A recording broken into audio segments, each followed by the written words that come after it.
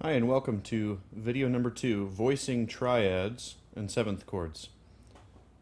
So from the aspect of harmony, the first thing you have to consider is how you're going to voice the chord that you're given. For example, if I'm given a G, as I said before, it's these members of the chord, but I need to know how specifically I should arrange them. For starters, you want to voice the chord in such a way that all members of the chord are present, but they need space. We're not yet going to do it in context. We just want to use general principles of spacing. So it's not going to be really realistic, but it's a place to start. The magic word here is listen. You want to learn to make judgments about what sounds pleasing and what sounds muddy. So just as a kind of a generic starting place, when you have a triad, you want to, for starters, voice it in this form. If you have the first, the third, and the fifth, you want to generally voice it like this. You see that this is a closed voicing. It's close together. This is what we call an open voicing. A couple things about this that work well.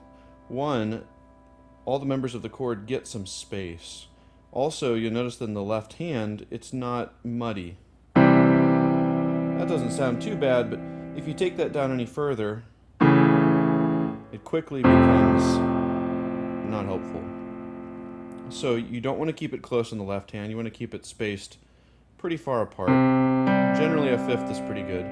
The other thing that you want to do is to generally avoid what we call stacking thirds. So for example, if this is my triad, you see it's made up of 2 thirds.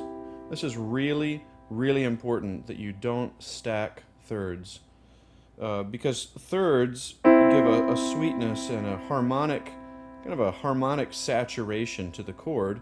And so in general, although again you want all members of the chord to be present, you can space them a little farther apart. So don't stack the thirds. Generally, when a chord sounds muddy or thick, it's because there's too many thirds. Here's something else to know. If it's a chord in first inversion, meaning if the third is in the bass, for example, C over E. C over E would be a C chord with an E in the bass, or a G over B, or an E flat over G. When you have a chord in first inversion where the third is in the bass, you want to leave the third out of the right hand. If you play the third in the right hand as well as in the bass, it's called doubling the third, which is not a good sound. For example, if I have a C over E, rather than playing this, I'm going to play this. If I have a G over B, instead of playing this, I'm going to play this. And leave the third out of the right hand. And if I have an E flat over G, I'm going to play this. Now you can also double, of course. Try something like this.